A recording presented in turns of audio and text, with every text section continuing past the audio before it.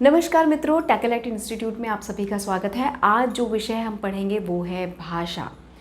हिंदी भाषा को समझने से पहले भाषा के बारे में जान लेना ज़्यादा ज़रूरी है। अपने विचारों को अभिव्यक्त करने के लिए हमने जो माध्यम चुना है वो कहलाता है भाषा। भाषा लिखित भी हो सकती है, मौखिक भी हो सकती है और सांकेतिक भी हो सकती है। अपने विचारों की अभिव्यक्ति के लिए हम भाषा माध्यम का प्रयोग करते हैं। आपने देखा होगा जब ट्रेन आती है तो रेलवे मास्टर उसे हरी झंडी या हरी सिग्नल दिखाता है। इससे ट्रेन को ये पता चलता है कि अब वो यात्रा करने के लिए जगह सुरक्षित है और ट्रेन आगे बढ़ती है। इसी तरह हमारी इस हिंदी की यात्रा में आगे बढ़ने से पहले हम हिंदी के शब्द के उद्भव और उसके विकास को समझ लें। पहले हम जानेंगे भाषा है क्या।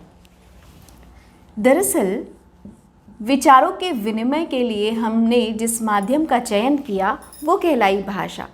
इस पूरी पृथ्वी पर पशु पक्षी, जीव जंतु और इंसान हम सभी अपनी अपनी भाषा का प्रयोग करते हैं। इसके लिए ज़रूरी ये है कि सामने वाले तक जिस तक हम अपने विचार व्यक्त करने वाले हैं उसे हमारी भाषा समझ में आनी चाहिए।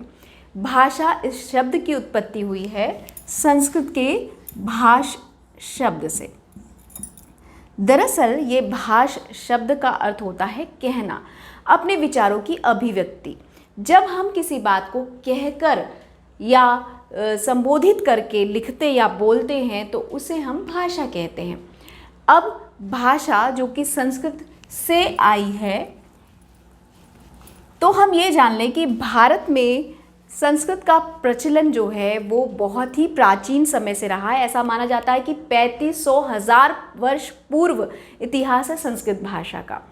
आर्य भाषा के रूप में संस्कृत भाषा को हम जानते हैं, जिसमें कि वेदों की रचना हुई। ऋग्वेद, सामवेद, यजुर्वेद और अथर्ववेद, इन चारों वेदों की रचना संस्कृत भाषा में हुई। संस्कृत भाषा के भी रूपों को यदि हम देखें तो हमने संस्कृत के 2 रूपों को देखा है। एक कहलाया वैदिक रूप और दूसरा कहलाया लौकिक रूप। तो जो सबसे पहली भारतीय भाषा थी वो थी संस्कृत।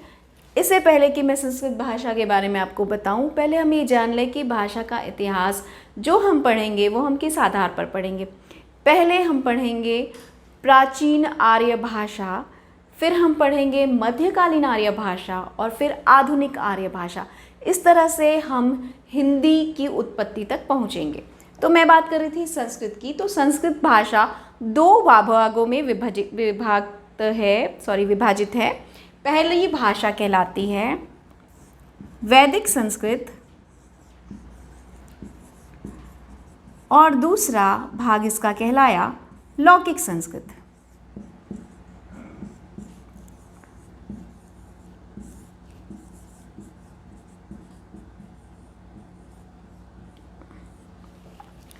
वेदों की रचना हुई वैदिक संस्कृत में और उपवेदों की और पुराणों की रचना हुई लौकिक संस्कृत में। इस तरह से भाषा जो है वो चलायमान है। एक जगह स्थिर रहना भाषा का स्वभाव रहा ही नहीं, ये आगे निरंतर बढ़ती रही जिस तरह से एक नदी बढ़ती है। संस्कृत भाषा के 2 रूप पहले सामने आए। पहले वेदों की रचना हुई और उसके बाद लौकिक संस्कृत में पुराणों और उपवेदों की रचना हुई। लेकिन ये जैसे ही जन सामान्य तक पहुंची, इसका स्वरूप जो है वो बदल गया। तो संस्कृत के बाद जो भाषा प्रकाश में आई वो थी पाली भाषा। क्योंकि संस्कृत सिर्फ शिक्षित और एक विशिष्ट वर्ग तक ही सीमित थी, इसलिए जन सामान्य की भाषा नहीं थी। जन सामान्य की भाषा बनी पाली भाषा। इसमें लोक भाषा का प्रयोग किया गया। लोगों के बीच में जो भाषा आपसी संवाद में प्रयोग की जा रही थी उसे हमने पाली भाषा के रूप में जाना। पाली भाषा में बौद्ध अनुयायियों ने, गौतम बुद्ध जी ने बौद्ध धर्म का प्रचार प्रसार किया। इसलिए यदि ये प्रश्न पूछा जाता है कि भारत की सबसे प्राचीन भाषा कौन सी है और कौन सी है पूछे तो आपको संस्कृत कहना है। लेकिन अगर आपसे ये पूछा जाए कि भारत की सबसे प्राचीन जनभाषा कौन सी है तो आपको वहाँ पर लिखना है पाली भाषा। फिर आया पाली भाषा का रूप और पाली भाषा में बौद्ध अनुयायियों ने अपने धर्म का प्रचार किया। जैसे जैसे ये लोगों के बीच प्रचलित होती चली गई, भाषा के उच्चारण में कहीं कहीं हमें परिवर्तन नजर आया। पाली को हम प्राकृत भाषा के रूप में भी जानते हैं। प्राकृत भाषा के बाद इसका स्वरूप और जन सामान्य तक पहुंचा और इसका स्वरूप बदल गया अपभ्रंश भाषा में। अपभ्रंश भाषा में बोली और संस्कृत के कुछ शब्द, प्राकृत के कुछ शब्द और अपभ्रंश में यानी कि उच्चारण में कुछ कुछ परिवर्तन हुए, जिससे ये भाषा प्रकाश में आई। इसे हमने कहा अपभ्रंश भाषा। अपभ्रंश के बाद इसी का जो रूप था वो था शौरसेनी।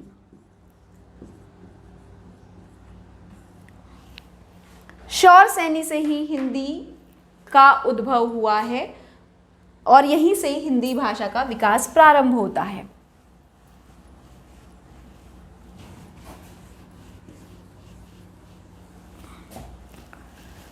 दोस्तों, हिंदी भाषा की कक्षा में आप सभी का स्वागत है। आप सभी तो जानते हैं कि भारतीय संविधान में 22 भाषाओं को स्वीकार किया गया और आज हम पढ़ेंगे हिंदी भाषा के बारे में, जिसकी अपनी लिपि है देवनागरी लिपि और इसे हम राजभाषा के रूप में भी स्वीकार चुके हैं।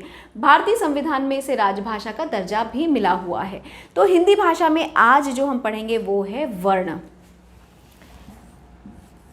वर्ण किसे कहते हैं? उच्चरित ध्वनियों का लिखित रूप कहलाता है वर्ण। जो भी ध्वनियाँ हमारे मुख से निकलती हैं उसका जो लिखित स्वरूप है वो कहलाता है वर्ण। वर्ण के दो भेद हमारे वर्णमाला में हैं, जिसे हम जानते हैं स्वर और व्यंजन के रूप में।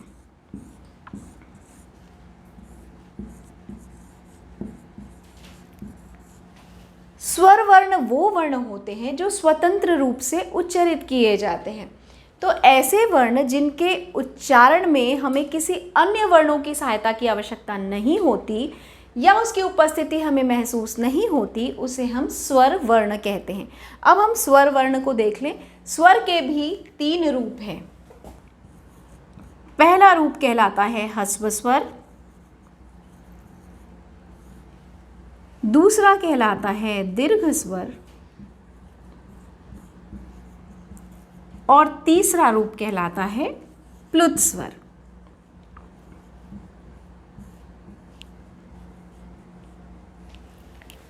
इससे पहले कि मैं आपको ये अलग अलग समझाऊं, सबसे पहले हम स्वर देख लें। हिंदी भाषा में हमारे पास कौन कौन से स्वर हैं?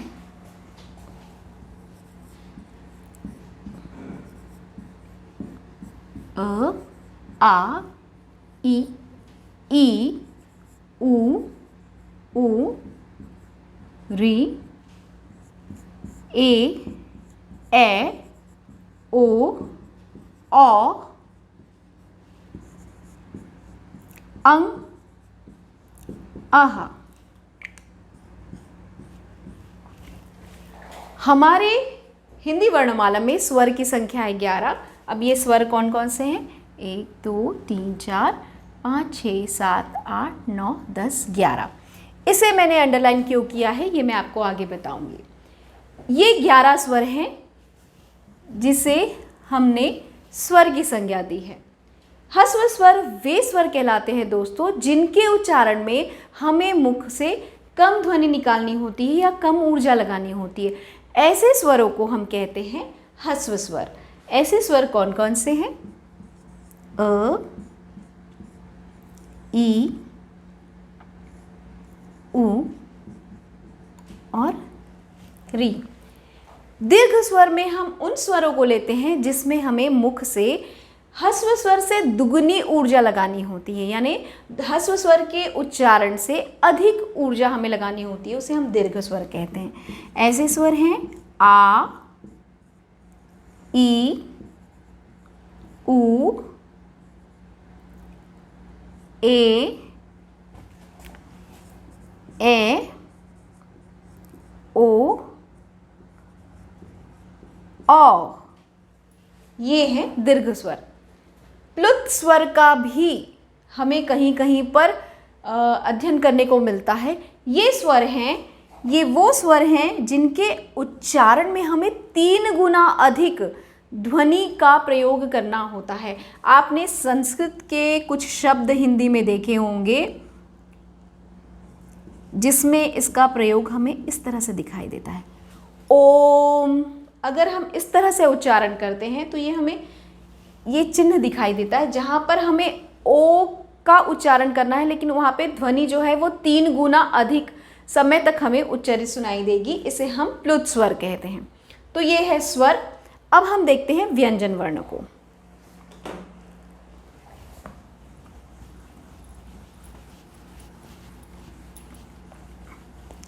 व्यंजन वर्ण वो वर्ण हैं जिनमें ध्वनियाँ मुख के अलग अलग भागों से उच्चारित होती हैं। हालांकि यहाँ पर हमें जो वर्ण हैं वो 33 बताए गए हैं हिंदी में। वो कौन कौन से हैं और किस तरीके से उनका वर्गीकरण हुआ है हम ये भी पढ़ेंगे। तो व्यंजन वर्ण हम किसे कहेंगे? ऐसे वर्ण जिनके उच्चारण में हमें मुख के अलग अलग भावों का उपयोग करना होता है, ऐसे वर्ण को हम व्यंजन वर्ण कहते हैं। ये व्यंजन वर्ण कैसे हैं? कंठ से जिन वर्णों का उच्चारण होता है उसे हम क्या कहते हैं? कंठ वर्ण। क, ख, ग, घ,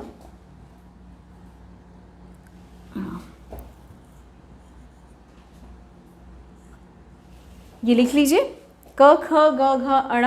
ये ऐसे वर्ण हैं जिनका उच्चारण कंठ से होता है। इसके बाद हम आगे चलते हैं।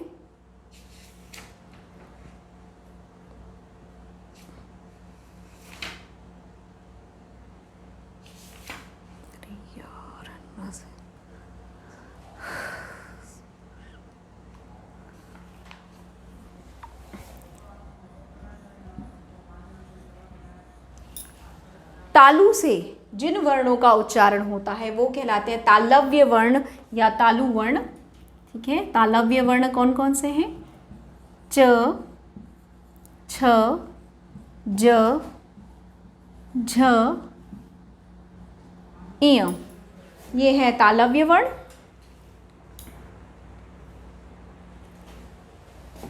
मूर्धा से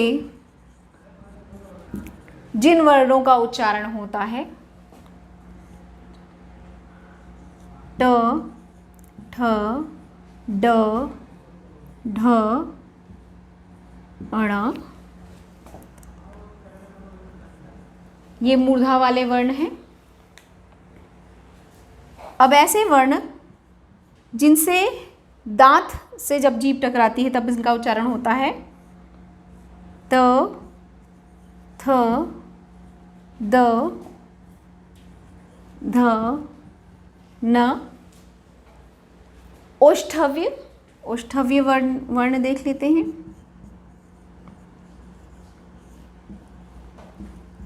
प, फ, ब, भ, म। ये ओष्ठव्य हैं। और एक चीज़ बता दूं कि वर्णमाला में ये जो आखिरी के 5 वर्ण हैं ना, इन्हें पंचमाक्षर वर्ण कहा जाता है। ये भी कई बार प्रश्न में पूछा जाता है कि पंचाक्षर वर्ण कौन कौन से हैं। तो वहाँ पर ये जो अंतिम 5 अक्षर आपको नज़र आ रहे हैं ये पंचमाक्षर वर्ण कहलाते हैं।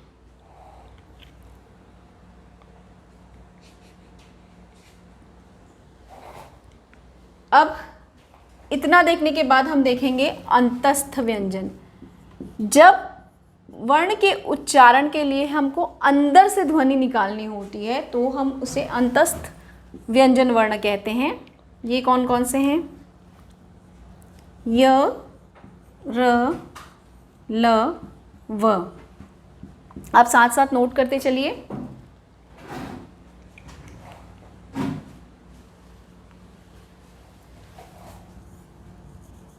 ऊष्म व्यंजन।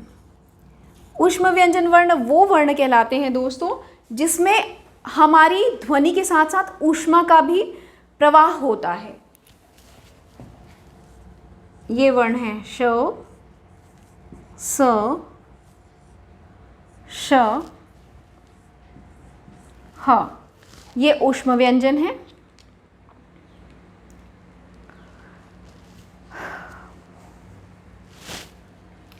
इसके अलावा एक और व्यंजन है जिसको हम संयुक्ताक्षर वर्ण कहते हैं, संयुक्त वर्ण कहते हैं। ये हैं क्ष, त्र और ज्ञ। इस तरह से व्यंजन वर्णों को अलग अलग भागों में बांटा गया है। कई बार पूछता है कंठ में, तो आपको बहुत आसानी से ये याद हो जाना चाहिए। कंठ से निकलने वाले जो वर्ग हैं, जिसको हम क वर्ग भी कहते हैं, ये कंठ से निकलने वाले हैं। तालव्य वर्ण जो तालु से उच्चारित होते हैं। मूर्धा, जहाँ पर जीभ आपकी पलटती है जिनके उच्चारण में, उसे हम मूर्धा वर्ण कहते हैं। दंत, जहाँ पर जीभ जो है वो दांत से टकराती है और उसका उच्चारण होता है, उसे हम दंतव्य वर्ण कहते हैं। ओष्ठव्य वर्ण वो वर्ण कहलाते हैं जिसमें होंठ आपस में टकराकर उच्चारण करते हैं, उसे हम ओष्ठव्य कहते हैं। अंतस्थ में हमको ऐसे वर्ण इसमें शामिल होते हैं जो हमारे भीतर से निकलते हैं, वो अंतस्थ वर्ण है, जहाँ पे हमें अंदर से ताकत लगानी होती है। ऊष्म वर्ण में जहाँ पर हमारे ध्वनि के साथ, आवाज़ के साथ ऊष्मा का भी प्रवाह होता है, ऐसे वर्णों को हम ऊष्म वर्ण कहते हैं। कुछ संयुक्त वर्ण भी हैं जैसे क्ष, त्र, ज्ञ, ये भी हमारी वर्णमाला में शामिल हैं।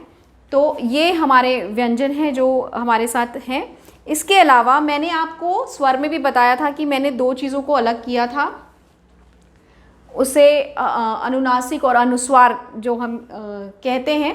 अंग और अह विसर्ग के रूप में जो लिखा जाता है आमतौर पर, ये अनुनासिक स्वर है और ये विसर्ग है। इसे भी वर्ण में शामिल किया गया है, लेकिन स्वर की जगह इसे हमने व्यंजन वर्ण के रूप में स्वीकार किया है, इसीलिए हम इसे स्वर में शामिल नहीं करते। अब हम इसमें देख लेते हैं कि इसमें दीर्घ और मतलब अघोष और सघोष का रूप हम कैसे उसका वर्गीकरण करेंगे, आप इसे जल्दी से नोट कर लीजिए।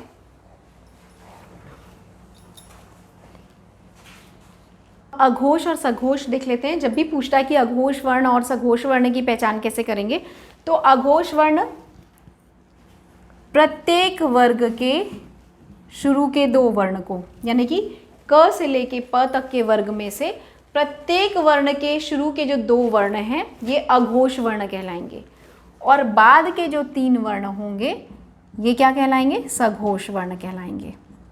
ये इतना आसान है। इसमें कम घर्षण होता है, इसलिए हम इसे अघोष कहते हैं। इसके उच्चारण में मुख में घर्षण अधिक होता है, इसलिए इसे सघोष कहते हैं। ठीक है। अब हम अल्प प्राण और महाप्राण को भी देखते हैं। अल्प प्राण और महाप्राण को भी आप कैसे पहचान सकते हैं दोस्तों? सारे जो स्वर वर्ण होंगे ना, वो भी अघोष की जगह घोष वर्ण में आएंगे। सारे तीन जो आपके क वर्ग से लेके प वर्ग तक के जितने भी वर्ण हैं, वो लास्ट के तीनों जो हैं, अंतिम तीनों वर्ण जो हैं, वो घोष वर्ण कहलाएंगे। इसके अलावा सारे स्वर वर्ण घोष वर्ण में आएंगे। इसके अलावा ये जो अंतस्थ वर्ण है ये भी घोष वर्ण में आएगा। अब हम समझ लेते हैं अल्प प्राण और महाप्राण। अल्प प्राण को कैसे पहचानेंगे? एक एक को छोड़ के बस आपको टिक करना है। ये सारे हैं आपके अल्प प्राण।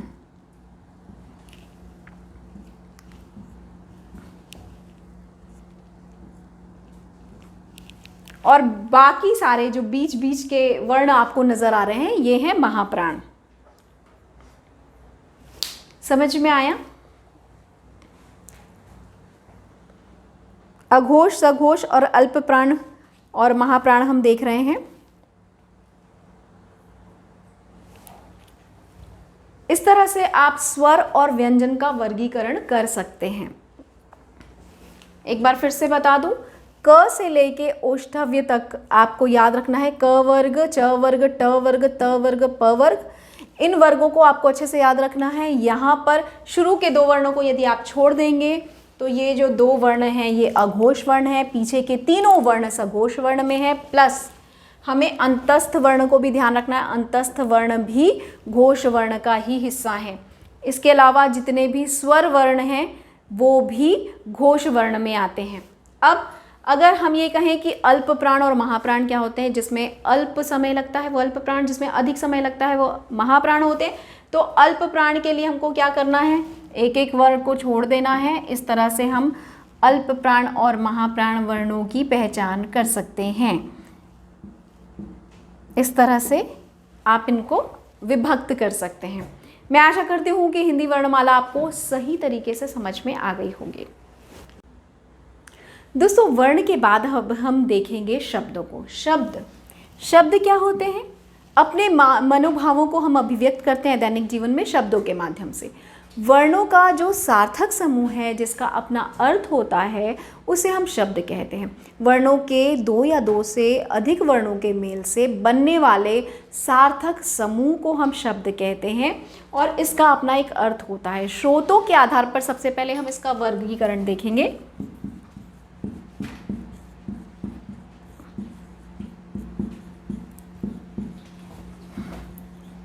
तो हिंदी भाषा में हम कौन कौन से शब्द देखते हैं? पहला है तत्सम शब्द, दूसरा है तद्भव शब्द, तीसरा है देशज,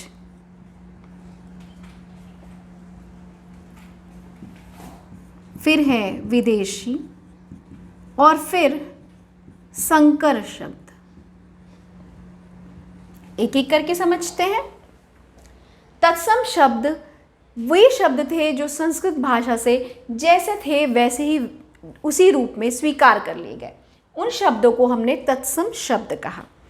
दोस्तों, संस्कृत भाषा हमारे भारत देश की सबसे प्राचीन भाषा है और हम ये जानते हैं कि इसे हम आर्य भाषा भी कहते हैं और आर्य भाषा के इस रूप को बहुत सारी भाषाओं ने स्वीकारा। हिंदी ने भी संस्कृत के बहुत सारे शब्दों को स्वीकार किया, जिससे कि वो बोली से किसमें बनकर परिवर्तित हुई, भाषा बनी। बोली से उपभाषा और उपभाषा से भाषा का स्वरूप जब इसने लिया तो हमने देखा कि तत्सम शब्द यानी कि संस्कृत के जो शब्द थे उसे हमने बिना परिवर्तन के यथावत अपने भाषा में स्वीकार कर लिया। इसे हमने कहा तत्सम शब्द।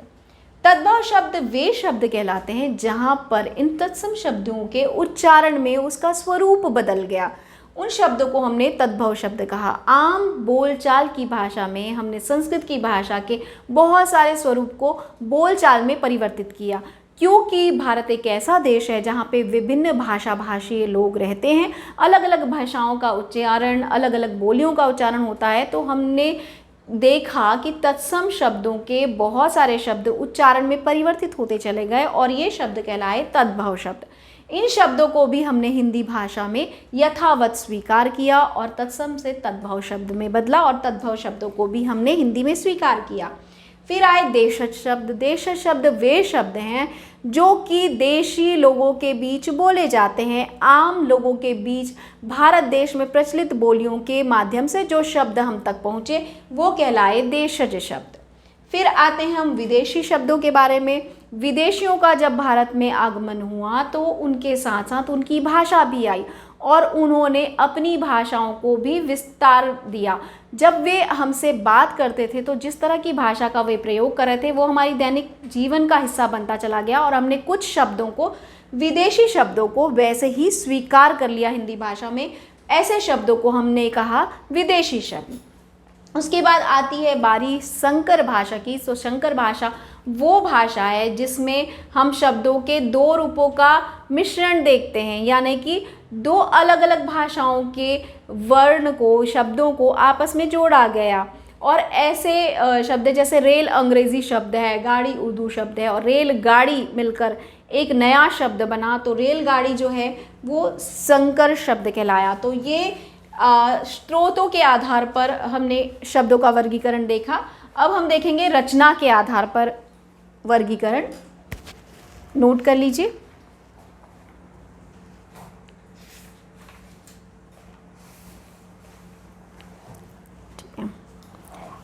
रूढ़ शब्द,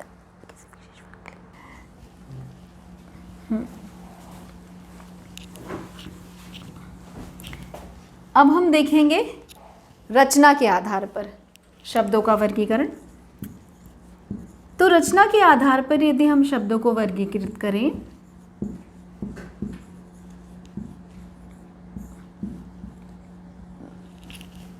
तो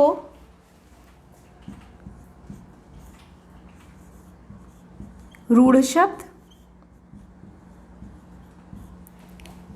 यौगिक शब्द और इसका जो तीसरा स्वरूप है वो योग रूढ़ कहलाया, वो है योग रूढ़ शब्द।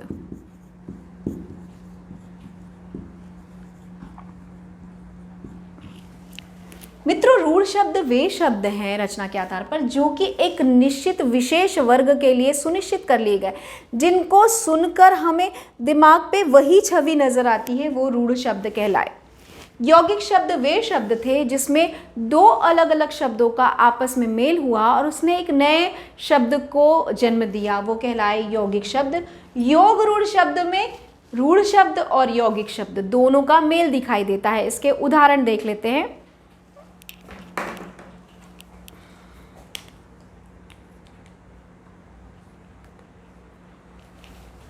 जैसे मकान।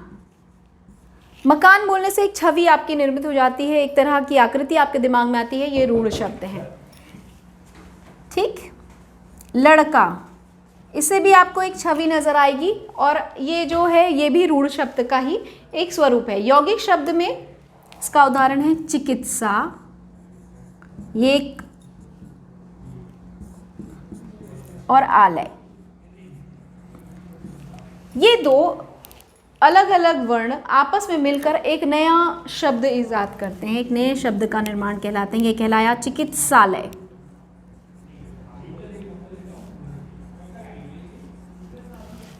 ठीक है। भोजन धनालय, भोजनालय। इस तरह से रूढ़ शब्दों के साथ योग के जब शब्द मिलेंगे, यौगिक शब्द जब मिलेंगे तो उसे हम योग रूढ़ शब्द कहेंगे। उसका भी उदाहरण देख लेते हैं। योग रूढ़ शब्द दश धन आनन, इसका जो मूल शब्द बनेगा दशानन।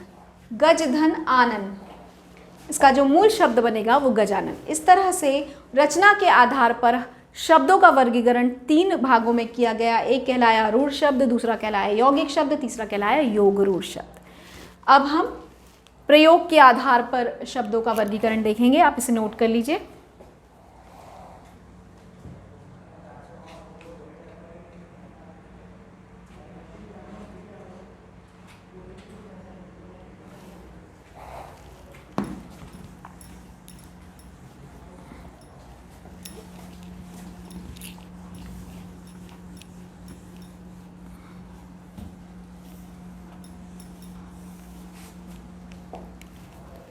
अगला है प्रयोग के आधार पर शब्दों का वर्गीकरण। तो प्रयोग के आधार पर जो वर्गीकरण किया गया वो दो आधार पर किया गया। एक आपका कहलाया विकारी शब्द और दूसरा आपका कहलाया अविकारी शब्द।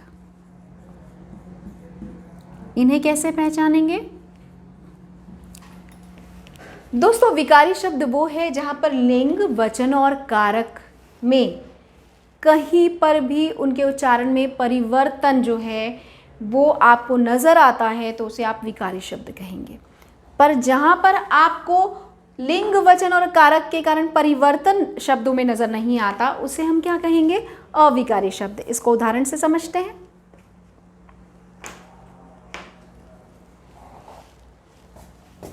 जैसे बालक खेल रहा है, ये शब्द पुल्लिंग का है, यहाँ पे लिंग समझ में आ रहा है, कारक समझ में आ रहा है। तो आपको जहाँ पर लिंग, वचन और कारक का बोध जिन शब्दों से हो वो विकारी शब्द कहलाएंगे, और जहाँ पर आपको लिंग, वचन और कारक का में अगर परिवर्तन भी हो जाए लेकिन आपको शब्दों में कोई परिवर्तन नजर ना आए तो उसे हम अविकारी शब्द कहते हैं। जैसे वहाँ कोई है, अगर हम ये कहें तो वहाँ स्त्रीलिंग और पुल्लिंग का ज्ञात नहीं हो रहा है। इस तरह के जो शब्द होंगे वो कहलाते हैं प्रयोग के आधार पर अविकारी शब्द।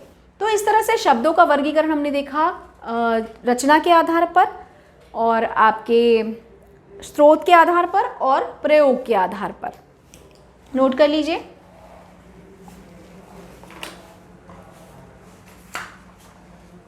अगला जो प्रकार हम देखेंगे अर्थ के आधार पर।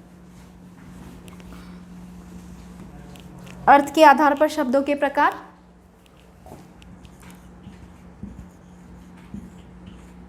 अर्थ के आधार पर हमें शब्दों के दो रूप दिखते हैं।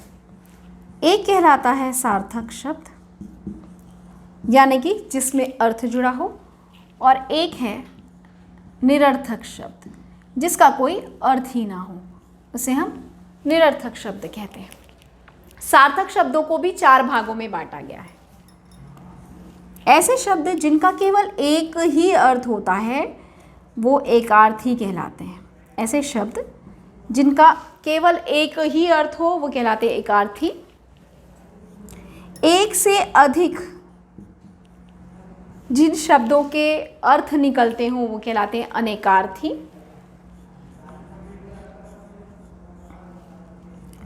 कुछ शब्द ऐसे हैं हिंदी में जिनके अर्थ समान हैं, उन्हें हम समानार्थी या पर्यायवाची शब्द भी कहते हैं। समानार्थी जब हम इसको आगे के कक्षाओं में पढ़ेंगे तो इसकी व्याख्या हम बहुत आसानी से और बहुत वृहद रूप में देखेंगे, विस्तार में देखेंगे। तो सार्थक शब्दों का एकार्थी जिसका एक ही अर्थ हो, अनेकार्थी जिसमें एक से अधिक अर्थ निकलते हो शब्दों के, समानार्थी या पर्यायवाची वे शब्द जिनके एक से अधिक नाम हों, और एक है विरुद्धार्थी या विलोम शब्द। ऐसे शब्द जिनके विपरीत अर्थ निकलता हो विलोम शब्द कहलाते हैं। इस तरह से सार्थक शब्दों को 4 भागों में बांटा गया है।